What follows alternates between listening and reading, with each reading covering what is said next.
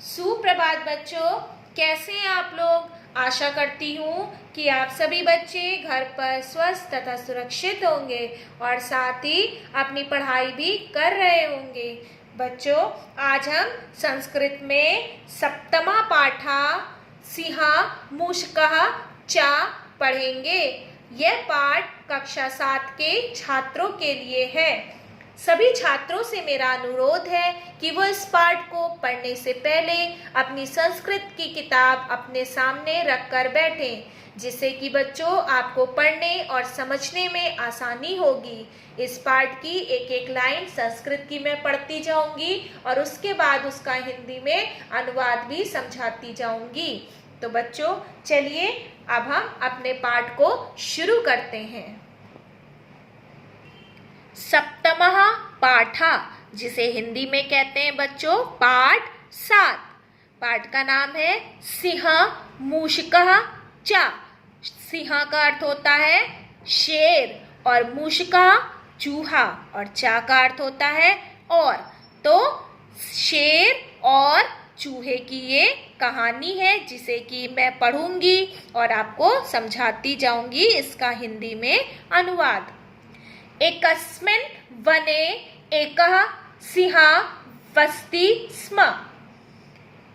एक जंगल में एक शेर रहता था।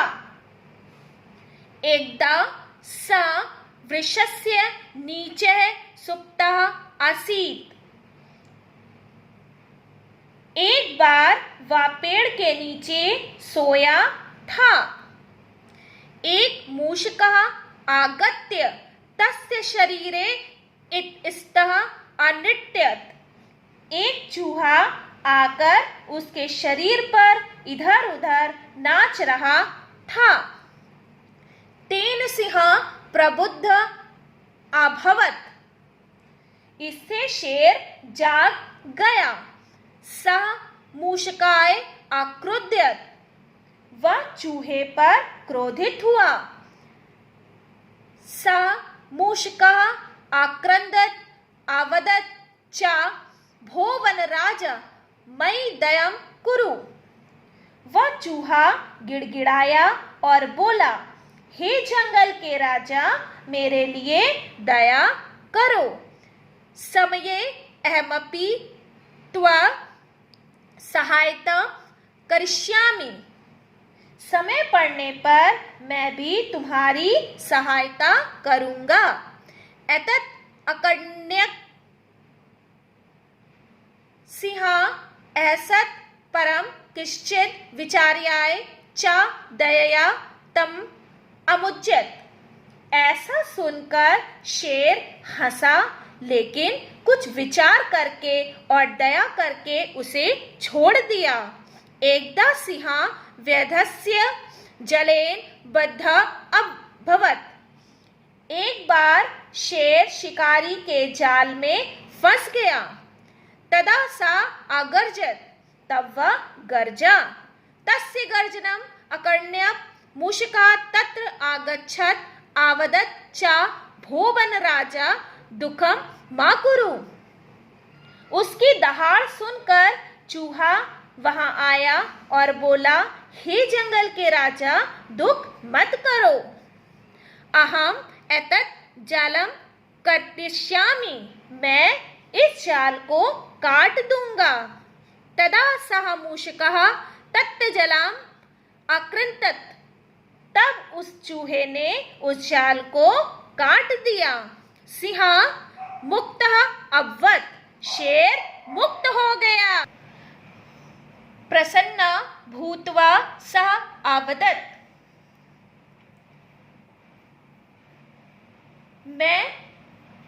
वह प्रसन्न होकर बोला, भो मित्र मूषका अहम प्रसन्न अस्मि। हे दोस्त चूहे, मैं खुश हूँ।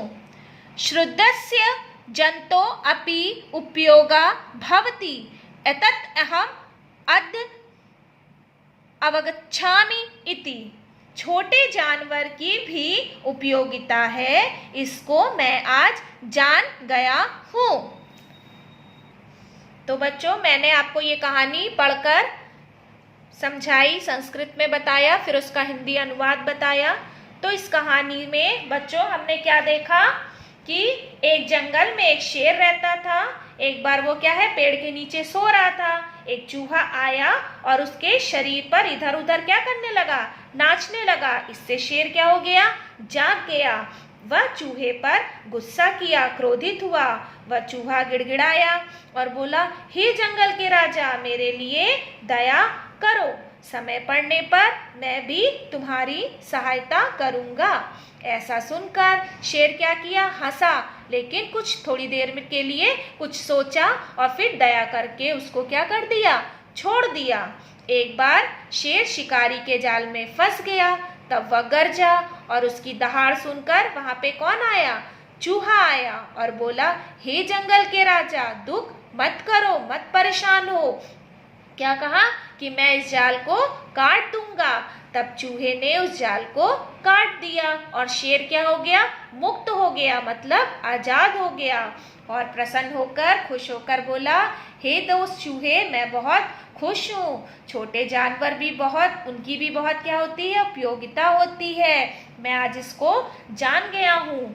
तो बच्चों इस कहानी से हमें क्या शिक्षा मिलती है, इस कहानी से हमें यह शिक्षा मिलती है कि बच्चों ईश्वर ने इस दुनिया में सभी तरह के प्राणी को क्या किया है, बनाया है। कोई बहुत ही छोटा तो कोई बहुत ही विशाल, और सभी में कुछ न कुछ अलग अलग खासियत जरूर होती है, जिसकी जरूरत समय पड़ने पर ही हमें पता चलती है। इसलिए हमें हमेशा ही किसी को भी कमजोर या खुद से कम नहीं समझना चाहिए और ना हमें अपने आप पर घमंड करना चाहिए। तो बच्चों अब हम देखेंगे इस पाठ का अभ्यास कार्य। यहाँ पे बच्चों शब्द अर्थ जो हैं, जो कि मैंने कुछ शब्द अर्थ छांट करके आपको दिए हैं, जिसे आप अपनी कॉपी में करेंगे। पहला अभ्यास कार्य हम देखेंगे जो कि है, पाठ के अनुसार रिक्त स्थानों की पूर्ति कीजिए। इस अभ्यास कार्य को आप कॉपी में करेंगे। पहला है का, एकस्मिन् वने एका डैश वसति स्म। यहाँ पे आएगा बच्चों सिंह, ठीक है। दूसरा है हमारा ख, तेन सिंह डैश अभवत। यहाँ पे आएगा प्रबुद्ध। फिर गा है हमारा, अहमपि त्व डैश करिष्यामि। यहाँ पे आएगा सहायतम। फिर घा है हमारा, एकदा सिंह डैश जलेन बुद्ध अभवत। यहाँ पे आएगा व्यधायस्य। और आखिरी है हमारा, तदा सा डैश तत्त जलम अकृंतत। यहाँ पे हम लिखेंगे डैश में मूषका। और दूसरा अभ्यास कार्य है हमारा, निम्नलिखित का परस्पर मेल कीजिए। इस अभ्यास कार्य को हम किताब में करेंगे। यहाँ पे बच्चों आपको दोनों तरफ शब्द लिखे दिख रहे हैं, इसे आपको मिलान करना है। पहला है वने, वने का होगा वसति स्म। और दूसरा है हमारा जलम, जलम का है आकृंतत, सबसे ऊपर वाला।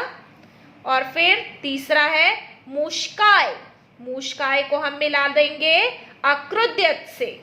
और चौथा है हमारा दयया, जिसको हम मिला देंगे अमुजत से। फिर है हमारा गर्जनम, जिसे हम मिलाएंगे अकर्ण्यत से। और फिर आखिरी हमारा प्रसन्ना, जिसे हम मिलाएंगे अस्मि। तो बच्चों यहाँ पे मैंने नंबर भी डाला हुआ है और मिलाया है, जिससे आपको आसानी से समझ में आ जाएगा।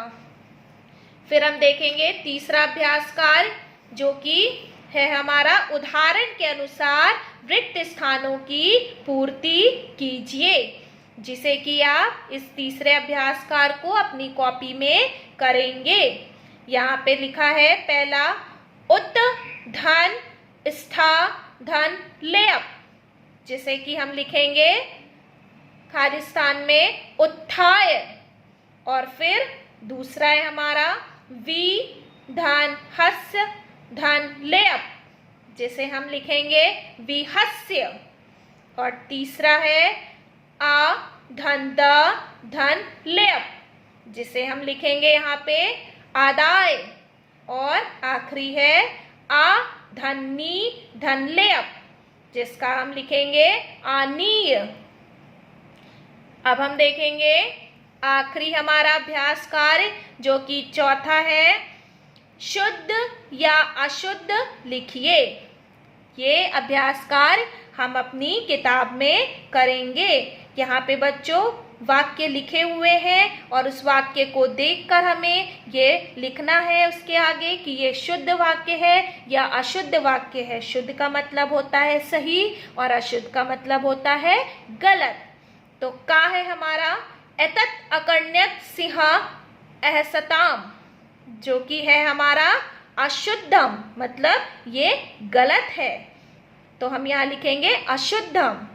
और खा है हमारा दूसरा, सिंहा दयया तम अमुच्चन, जो कि हमारा अशुद्धम है, ये भी हमारा गलत वाक्य है, तो हम यहाँ पे भी लिखेंगे अशुद्धम।